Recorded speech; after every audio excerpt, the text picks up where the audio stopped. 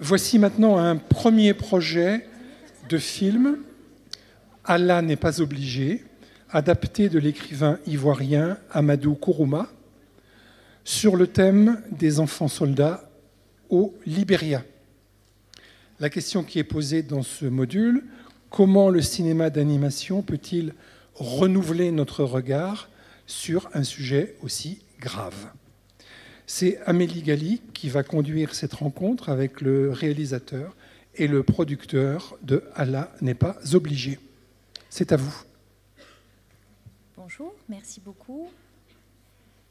Donc je suis Amélie Gali, je suis avec Zaven, Najar et Sébastien Onomo qui sont à mes côtés. On est heureux d'être ici et on vous souhaite la bienvenue. Peut-être pour commencer par vous présenter, pour ceux qui ne vous connaîtraient pas, donc Zaven qui est à ma gauche. Vous êtes réalisateur français, directeur artistique. Vous avez fait les arts décoratifs à Paris, puis étudié à Chicago. Vous avez été réalisateur de films publicitaires, graphiste, illustrateur, et puis vous avez réalisé en 2015 un film, un court-métrage d'animation qui s'appelle Un obus partout, qui était déjà une adaptation littéraire, qui a tourné dans énormément de festivals, remporté beaucoup de prix. Peut-être vous allez raconter brièvement l'histoire avant qu'on en voie un extrait. Mais pour finir sur la suite de votre carrière, vous avez travaillé aussi, vous travaillez toujours avec Sepideh Farsi, la cinéaste iranienne, franco-iranienne, sur son projet de long métrage La Sirène. Et puis, vous avez en projet, en finalisation, enfin en cours, ce projet, donc Allah n'est pas obligé, qui est à nouveau une adaptation littéraire d'un roman de Amadou Kourouma. Du coup, bonjour tout le monde. Je suis ravi d'être ici. Je pense qu'on est ravis tous les deux d'être là, pouvoir parler de Allah n'est pas obligé. C'est un projet qu'on porte depuis maintenant pas mal d'années. Sébastien, il en parle mieux que moi, mais je crois que c'était son projet un petit peu, son projet passion depuis ses années d'études. Et pour parler d'un obus partout, en fait, vous allez voir un petit teaser du film qui a un petit moment maintenant. En fait, c'est un peu une porte d'entrée qui m'a mené ensuite à travailler sur La Sirène et travailler après sur Allah n'est pas obligé, c'est-à-dire travailler sur des choses, sur comment on vit dans un conflit armé. Je pense que ça vient, moi, de l'histoire de ma famille, hein, clairement, parce que nous, on est des Arméniens du Moyen-Orient. Et en fait, ce qui m'a mené à faire Un obus partout, qui est en fait, pour vous résumer, un film qui se passe pendant la guerre du Liban, qui est l'adaptation de 2 nouvelles en fait, d'un auteur libanais qui s'appelle Alexandre Najar, et qui est assez autobiographique, et qui raconte en fait comment, en 1982, avant la Coupe du Monde, tout le monde au Liban attend la Coupe du Monde, et ça donne une idée à mon personnage principal, Gabriel, d'essayer de traverser en fait ce qui s'appelait le ring, qui était une route en fait, qui permettait de passer d'un côté à l'autre de Beyrouth, et c'est une route qui était gardée par des snipers. Et il se dit peut-être que pendant le match d'ouverture, qui était Argentine-Belgique, les snipers seront devant Maradona et pas à leur poste. Et donc ils vont tenter cette aventure de traverser ce pont. Donc lui, il n'a pas de voiture, donc il arrive à convaincre un de ses amis de prendre sa vieille voiture, etc. Et ils vont foncer en essayant d'échapper aux snipers. Et donc ce truc-là, voilà, donc c'était ça, Un obus partout. Si vous voulez, on peut regarder un extrait. Alors s'il te plaît, Lou, après on va présenter Sébastien, mais on va regarder l'extrait numéro 2 qui passe en premier.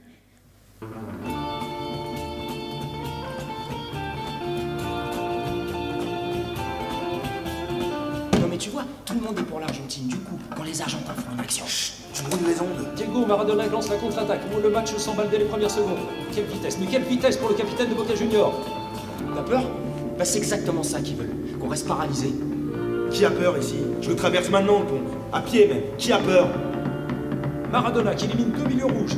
Il donne la passe à Vela, qui lui remet la balle dans la course. Les Argentins ont franchi le rond central. Maradona qui continue sa chevauchée fantastique.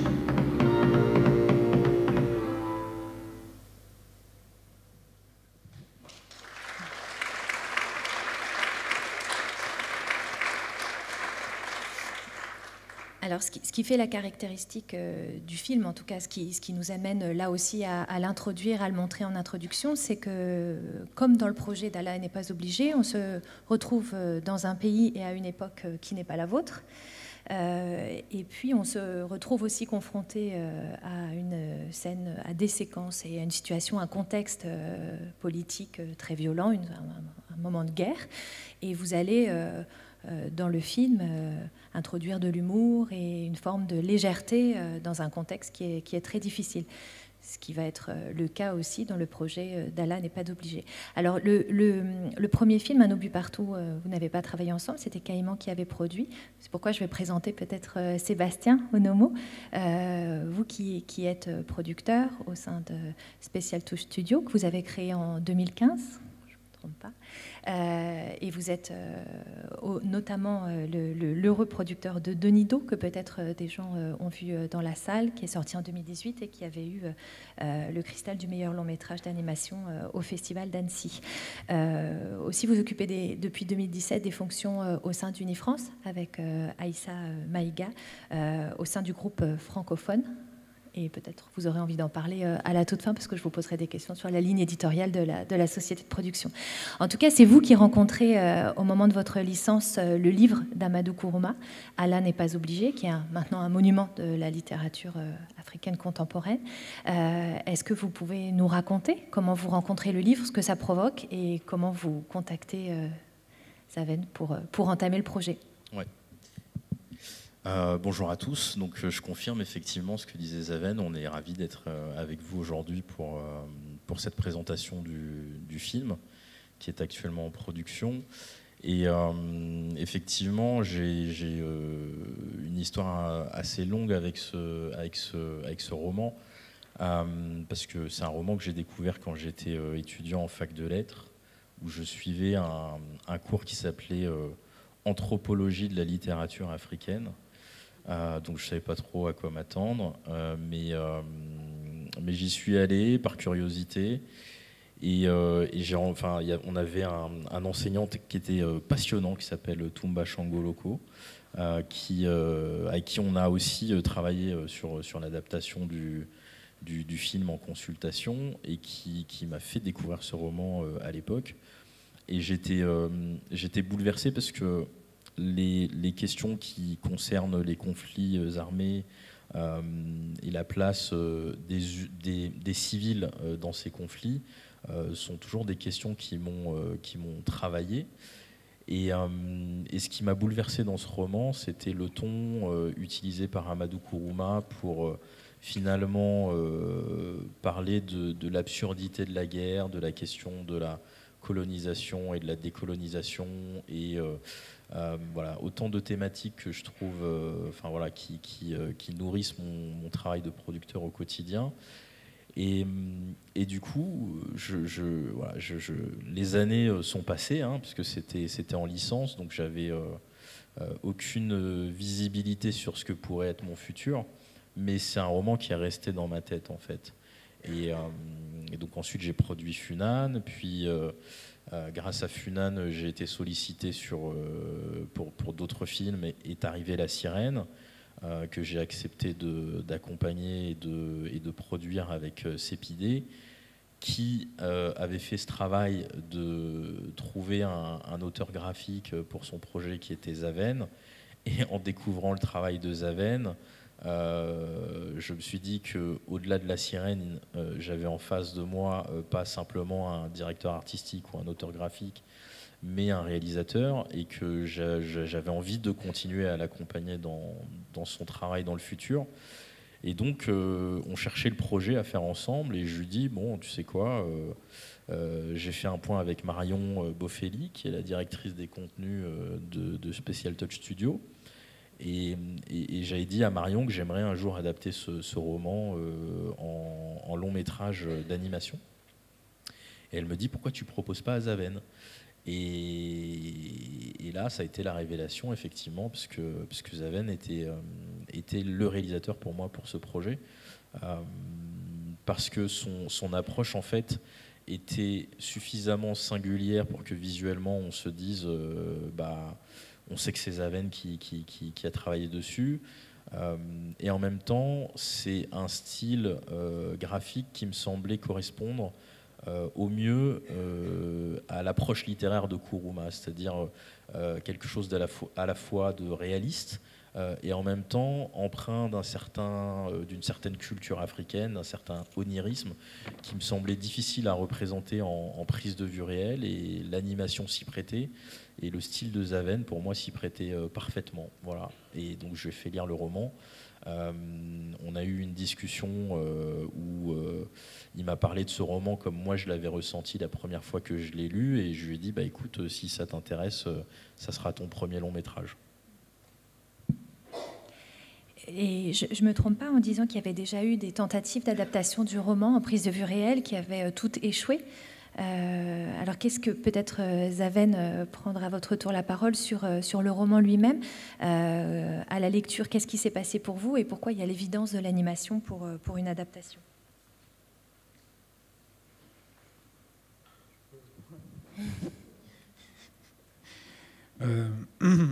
Après, on savait qu'il y avait eu des tentatives d'adaptation qui avaient échoué en prise de vue réelle.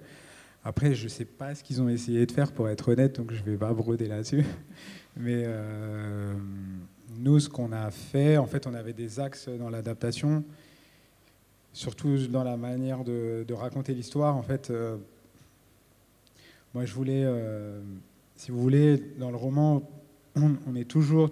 Brahima raconte son histoire, en fait, directement. Donc, il a cette façon de parler qui caractérise le personnage, qui amène vraiment beaucoup d'ironie, beaucoup de franc-parler. Et c'est ça, vraiment, c'est ça qui tient le lecteur, quoi.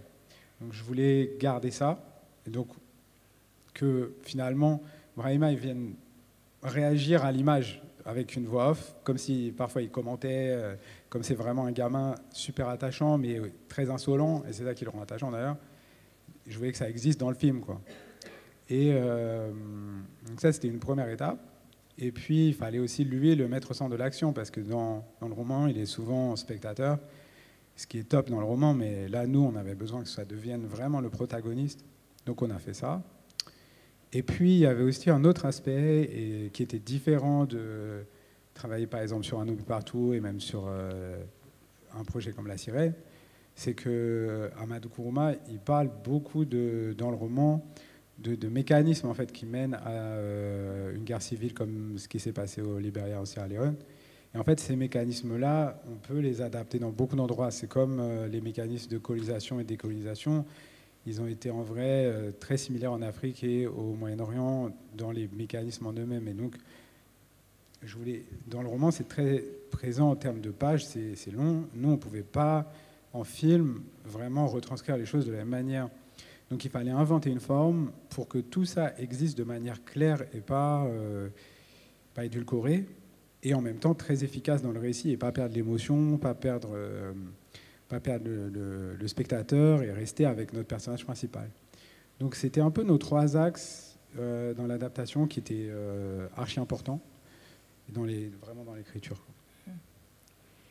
Alors, un des enjeux, là vous dites, il y a des contraintes de l'adaptation littéraire que vous venez d'évoquer, mais un des premiers enjeux, et celui le plus évident, c'est pour vous, comme pour La Sirène, d'arriver à aller au Libéria en 92, en fait. C'est-à-dire comment s'immerger dans une époque et dans un pays qu'on ne connaît pas, qu'on n'a pas vécu. Alors vous me dites, là c'est plutôt Joey que j'avais envie de montrer, parce que c'est lui dont vous parlez le plus, mais ça veut dire qu'il y a toute une... D'avant, d'accord. Il y a toute une phase documentaire et un processus d'approche de l'histoire, d'un contexte, d'une histoire et d'une géographie aussi d'un pays sur lequel vous devez vous documenter. Donc c'est presque la première étape. Après la lecture du livre, vous pouvez raconter cette phase-là? En fait, avant cette photo, il y a beaucoup d'étapes. Non, en fait, le truc, c'est que quand Sébastien et moi, on parle de ce projet, la discussion que Seb a racontée, en fait, c'est une sorte de cheminement, quoi. Quand je fais Un Oubli Partout, je vois très bien culturellement et comment c'était à l'époque et tout ça à Beyrouth. J'en ai beaucoup entendu parler, en fait. Et à travers des histoires drôles et ironiques, justement. De votre famille? De ma famille, ouais. Donc du coup, c'était déjà une première étape. Pour vous dire, je me suis retrouvé certains protagonistes des nouvelles que j'ai adaptées existent réellement et sont amis avec des gens de ma famille. Donc bref, et donc c'était une première étape, mais c'était déjà recréer une époque en ayant déjà des tips, quoi.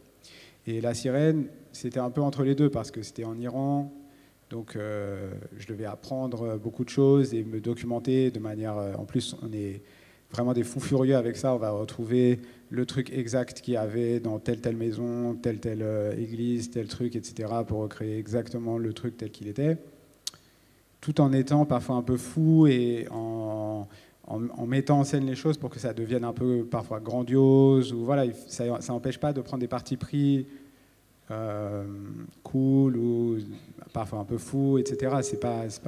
Faut pas que ce soit non plus tout le temps trop respectueux, mais c'est notre base en fait.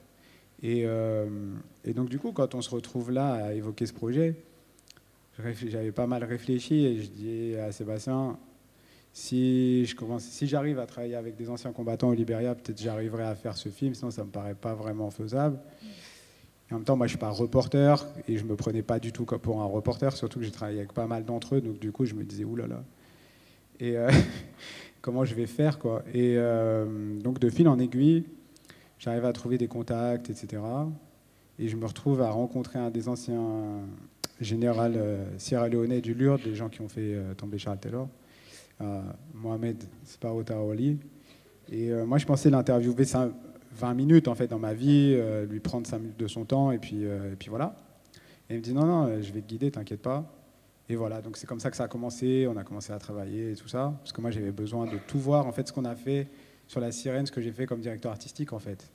De tout voir, de tout chercher, etc. Et puis là, c'était ça, mais démultiplié, et sans oublier le roman, en fait. Donc ce projet, c'est censé qu'il y ait un équilibre entre les deux, en fait. Recréer la guerre et recréer le réel, et en même temps être fidèle au roman et ramener aussi des personnes, des acteurs, des actrices, des gens qui ont connu Amadou Kourouma. En fait, ramener des gens qui vont mettre un peu des coups de pied dans la fourmilière justement de l'animation pour donner de la vie. C'est des choses dont on parle constamment, en fait. C'est comme ça qu'on construit le projet, quoi. Donc c'était le but dès la première discussion. Et il est parti du coup 2 fois en repérage sur les décors qui sont mentionnés dans le roman, voilà, pour aller au contact de ceux dont on raconte l'histoire et essayer d'être le plus aussi fidèle à une certaine réalité de ce qu'ils ont vécu, des décors qu'on mentionne et qu'il retranscrit ensuite lui en film d'animation. Alors il y a l'enjeu aussi d'une double langue. Il y a la langue de Kourouma dont vous parliez et puis la langue de Brahima lui-même, en fait, puisque les deux sont enchevêtrés. Comment est-ce que vous travaillez à l'écriture, du coup, avec une scénariste assez rapidement, si j'ai bien compris? Comment vous attelez à partir de cette base documentaire et historique au scénario? Il y a eu plusieurs étapes, en fait. La grosse étape, c'était de travailler avec Karine Vingzura. Et du coup, la scénariste. Je fais un peu court, mais il y a eu plein d'étapes. Bref, on finit par travailler avec Karine. Et hyper efficace. Elle commence à tout un peu réorganiser, etc. On commence à beaucoup échanger sur tout ce que j'ai évoqué avant.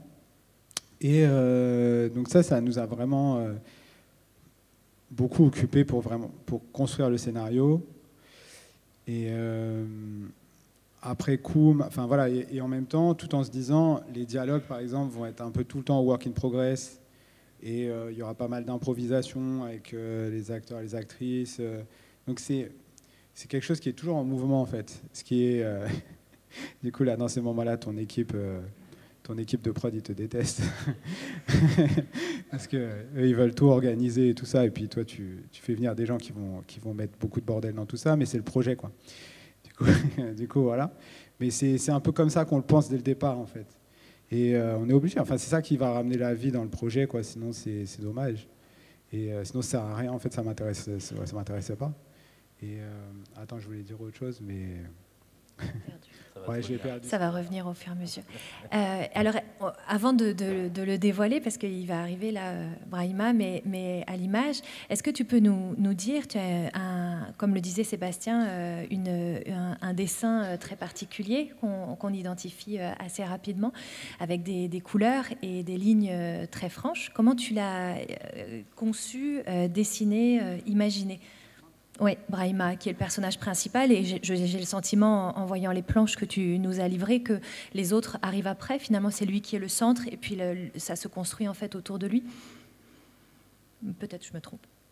Non, tu as raison. En fait, je réfléchis comment ça arrive. Non, j'ai fait plein de dessins au départ, on échangeait. En fait, Sébastien et moi, on échange tout le temps. En fait, j'envoie des images par texto. C'est pas du tout... C'est pas du tout conventionnel ou enfin voilà, c'est pas du tout officiel quoi. On s'envoie des messages toute la journée par texto. Et donc je faisais beaucoup de dessins et en même temps en fait je suis parti tout simplement j'imaginais ce petit gamin là comme ça. Je suis parti de lui vraiment petit en fait et j'ai construit le personnage qui grandit. Parce que je voulais quand il est enfant vraiment petit, c'est un garnement, il fait plein de bêtises, sa vie est pas simple, mais en même temps il est archi attachant. Il est le chouchou de sa grand-mère, etc. Et je voulais vraiment construire ça, et que ce soit notre socle, en fait, que ce gamin, il ait cette énergie comme ça, ce drive. C'était ça je voulais que le personnage déjà ait ça, et que je puisse ensuite le faire évoluer par rapport à l'histoire d'Amadou Kourouma. Donc c'est comme ça que j'ai fait. Après, pour le style en lui-même... Si tu veux bien, on va le montrer. Vas-y, ouais. Donc là, tu veux qu'on regarde le teaser ou... Non, je préfère qu'on voit les planches et puis qu'on parle sur les planches et qu'on regarde le teaser à la fin. Donc le voilà. Donc là, c'est pas des dessins quand il est petit et tout ça. Mais donc ça, en fait, ça c'est le personnage. Au final, il sera plus détaillé que ça. Ça, c'est vraiment des planches que j'ai fait au moment du teaser. Donc super tôt dans le projet, on a fait un teaser en fait que vous allez voir après. Et voilà, ça c'est Brahima quand il est la plupart du temps dans le film. Une fois qu'ils arrivent dans le camp du NPFL et qu'ils lui donnent un habit de parachutiste. Et ça c'est Yacouba. Et autour de lui, du coup, vont exister en harmonie, en fait, un ensemble de personnages secondaires qui sont très importants dans le livre, autant que lui finalement. Est-ce que tu peux parler aussi de ces adultes et de ces autres enfants? Il y a Tête brûlée qu'on va voir après. Ouais, après, il y a d'autres planches, il y a le line-up plus loin, etc. Yes, bien joué. Et du coup, là, le personnage qu'on voit qui est décliné, c'est Yacouba, qui est en fait l'adulte, enfin le mec qui va accompagner Brahima au Libéria en fait, pour retrouver sa tante, après la mort de sa mère. Yacouba, c'est un peu un vendeur de fumée, quoi. C'est un mec qui est un beau parleur, qui aime bien faire de l'argent, qui est fort à ça. Et en même temps, c'est un gris-gris-man. Et il va se retrouver lui aussi au front, quoi. Donc c'est un petit peu le parcours là, entre le début où il fait un peu du business, quand il se met en gris-gris-man. C'est quelqu'un qui change aussi beaucoup de personnalité. Donc quand il change d'habit, il n'est plus vraiment la même personne. Donc ça va être un enjeu aussi pour l'acting, les voix, la manière dont il va bouger, la manière dont il va parler. Et voilà, à gauche cadre, on voit, ça c'est Papa Lebon, qui est une figure, un chef de guerre, quoi. Un chef de guerre local, quoi, qui travaille pour Charles Taylor et qui va enrôler, c'est lui qui va enrôler Brahima et Yacouba dans la guerre civile quelque part.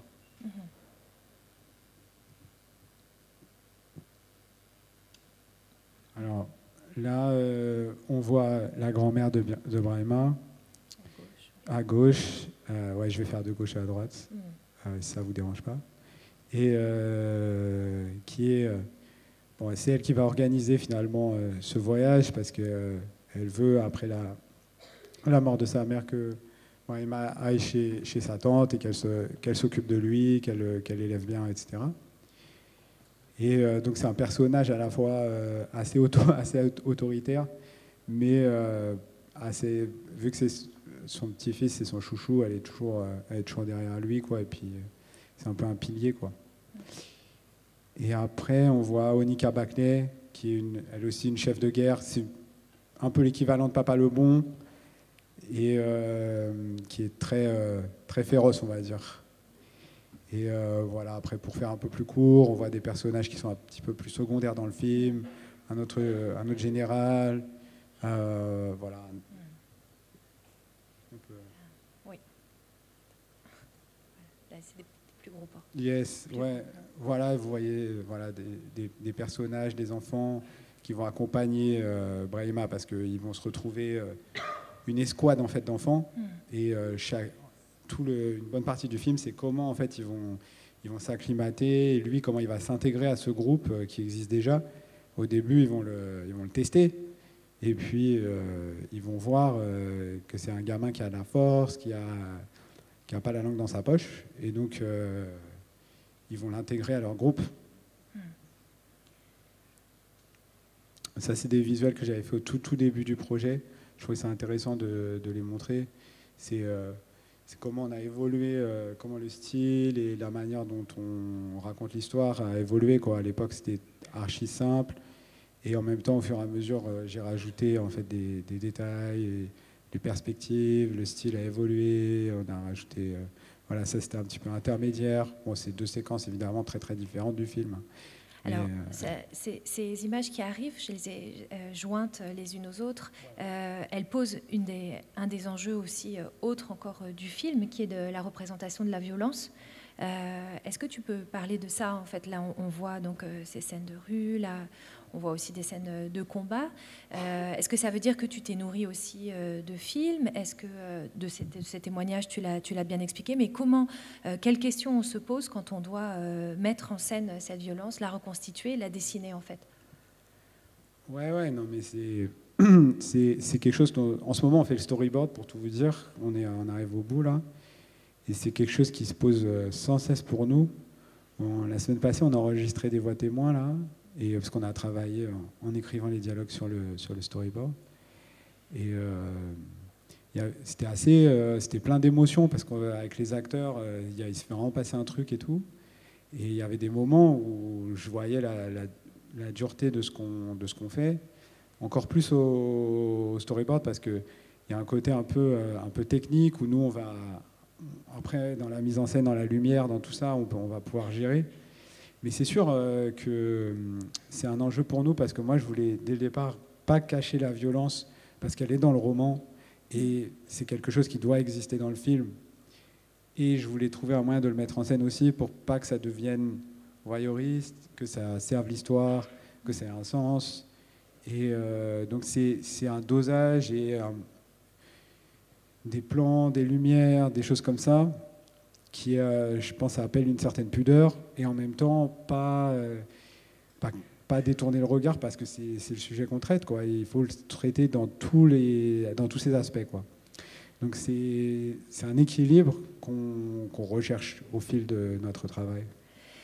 Le dosage, c'est aussi, parce qu'on le disait tout à l'heure, le traitement de Kuruma, du destin de cet enfant soldat, c'est aussi par la facétie, l'insolence, la bêtise du côté de l'enfance, en fait, c'est-à-dire vraiment à hauteur d'enfant. Et le roman c'est difficile à dire, mais en même temps pétri de joie, en fait. Il y a une vraie malice, vraiment du côté de l'enfance. Donc il faut en même temps montrer la violence pure dans ce qu'elle a de féroce, redoutable, tu le disais, et en même temps garder une forme de légèreté ou de goût pour le jeu, en fait. Et du coup, l'équilibre dont tu parles, c'est ça aussi, j'imagine. Et ce qu'on voit dans tes dessins, on est encore là sur les dessins de violence, mais tu vas aussi, dans les planches que tu as livrées, arriver à des scènes voilà, empreintes de douceur, où là, je rejoignais d'autres moments, qui est un moment voilà, que j'aime beaucoup, de calme et de tendresse, de retour à l'enfance, aussi de faire exister Brahima comme un enfant également. Ouais, c'est sûr, c'est extrêmement important. Et puis il y avait un peu aussi, on s'est beaucoup inspiré de... En fait, en faisant les recherches là dont je vous parlais, on m'a pas mal décrit. Après, j'ai trouvé pas mal de moyens de reconstituer en fait le quotidien dans un camp comme ça. Et du coup, il y avait beaucoup de moments, un peu comme cette image, ou au contraire de repas, etc. Donc on s'est beaucoup inspiré de ça pour pas que ce soit trop... Enfin, justement pour faire exister, en fait, c'est quelque chose qui est extrêmement réel par ailleurs, mais qui est une retranscription du roman un peu d'une autre manière, quoi. Après, l'enjeu aussi, c'était que finalement, Brahima, il nous parle toujours du haut de ses 13-14 ans, 15 ans, on a toujours sa voix, quoi. Donc du coup, il y avait aussi ce contraste entre cette voix qui vient de temps en temps nous rappeler à l'ordre, entre guillemets, et puis lui, par exemple, quand il est pris par Papa Lebon, etc., il n'est plus le gamin facétieux, lui, il flippe. Et donc c'est comment, au fur et à mesure, il va redevenir, entre guillemets, lui-même. Donc c'est cette dynamique-là, en fait, qu'on a réfléchi au scénario, en se disant... c'est pas un personnage fictif, il n'est pas toujours à sortir des punchlines comme dans le roman. Il faut que justement ce contraste il existe, et c'est ce contraste-là qui amène l'émotion aussi. Et le choix que vous avez fait, c'est aussi le choix de la voix off. Donc tu parlais là du travail sur le storyboard avec des acteurs et des voix. Est-ce que vous avez trouvé déjà la voix de Brahima? On a vu tout à l'heure avec Amandine l'importance du choix des comédiens pour incarner les personnages d'animation. Est-ce que vous avez déjà trouvé Brahima? Et puis, est-ce que c'est la même voix en fait entre la voix off et la voix à l'image en fait? On ne l'a pas trouvé. On est en train de faire le casting global des voix. On a bien avancé, mais lui, on ne l'a pas trouvé. Je pense que là, on était tellement accaparés, honnêtement, sur le storyboard et tout. On essaye de garder notre énergie et de la mettre à fond, étape par étape. Et je pense que ce sera 2 voix différentes, clairement. C'est vraiment l'idée, quoi. Pour bien créer ce contraste. Et au fur et à mesure, on la fera évoluer. On la fera évoluer au fil du film. Et à la fin du film, les 2 voix se rejoignent, quoi. Mais on a trouvé d'autres voix. Mais... Révélation. On le dit pas. Non, on peut pas dire qui, mais en tout cas, il y a les voix plus adultes, on les a identifiées et on est en train de négocier les cachets. T'as envie de le dire. T'as envie de parler, mais t'oses pas.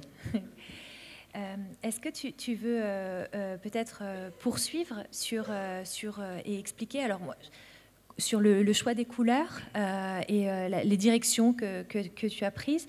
Moi, j'aime beaucoup ces scènes de forêt parce qu'on a vu tout à l'heure des photos en fait que tu avais prises de la forêt et la densité en fait chaque forêt est unique et du coup ça veut dire que tu as dû reconstituer aussi dans ton imaginaire et à l'image une forêt que tu connaissais pas et les planches que tu donnes à voir sont assez saisissantes en fait à ce niveau-là. Est-ce que tu peux raconter un peu ça?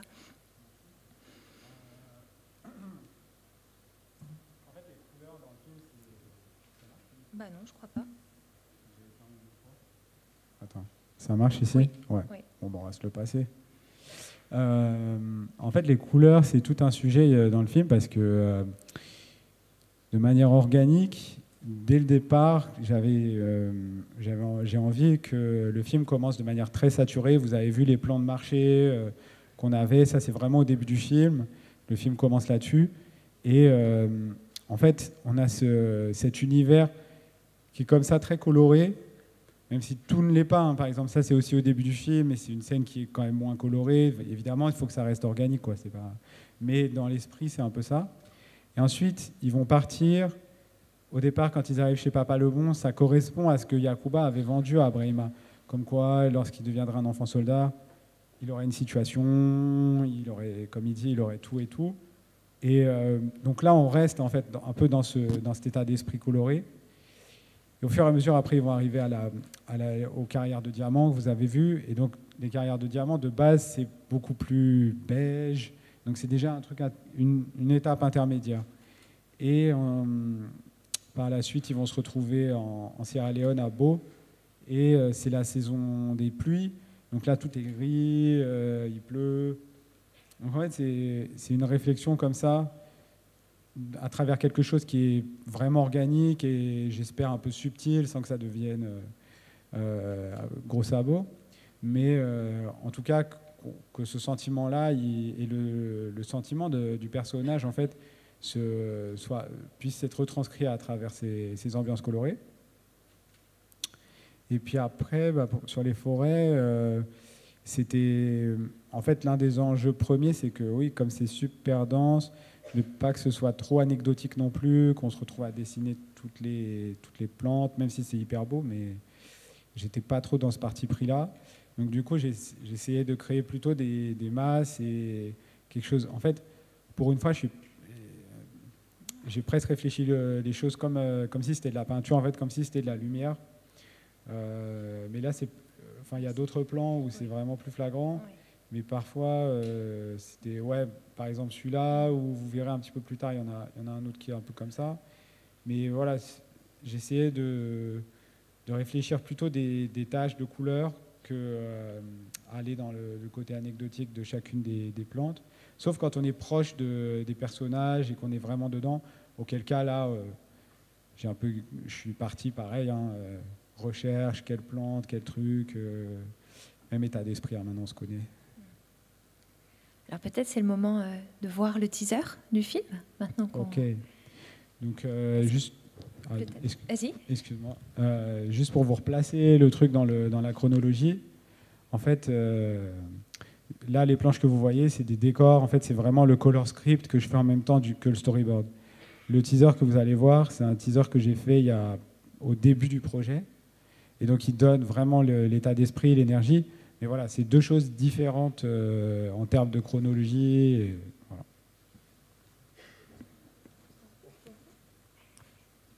Amélie, 5 ou 10 minutes.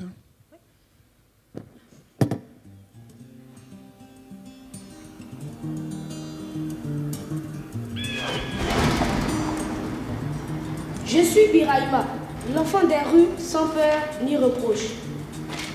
Avant, au village, j'étais un vrai broussard. Je volais et j'ai quitté l'école. On disait qu'elle ne valait pas le pain d'une vieille grand-mère.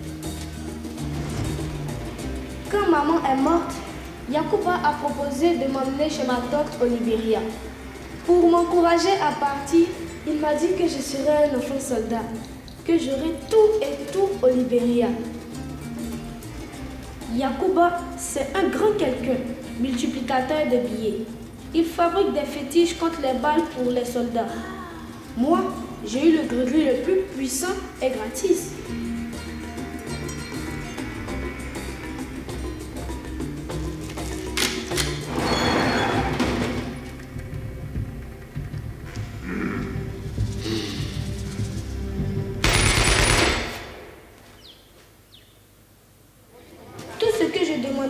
C'était de devenir un small soldier. Mais ça ne m'écoutait pas. Et puis, le colonel Papa le Bon est arrivé dans sa majesté. Le colonel Papa était bon avec moi et avec tout le monde. Il me nomma lieutenant. J'étais content et fier comme un champion de lutte sénégalaise.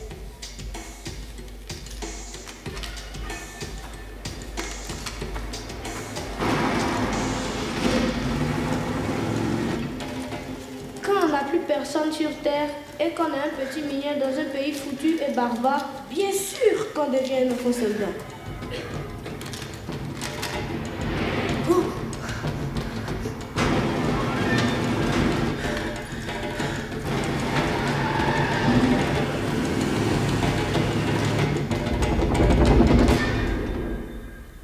Là, j'ai compris que devenir un small soldier, c'était une malédiction. Mais c'était comme à la mort de maman. Il n'y avait plus de retour en arrière. Un peu sorti des fesses ne se rattrape jamais. Ce qui m'est arrivé après, ça c'est une longue histoire. Mais je n'ai pas le temps de raconter. Je n'ai pas envie de me perdre dans du blabla. J'en parlerai si vous me demandez et que vous vous asseyez pour m'écouter et tout noter. Faforo.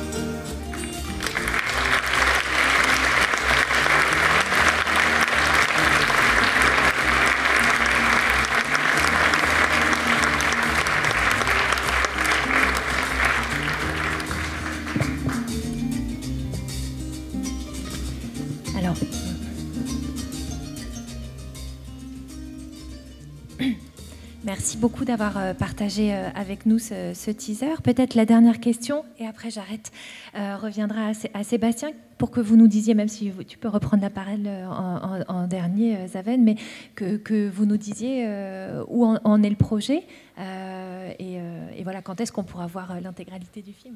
Ouais. Zaven, il est en train de terminer en ce moment donc, le storyboard animatique du film. On a enregistré les voix témoins il y a quelques jours pour finaliser le montage.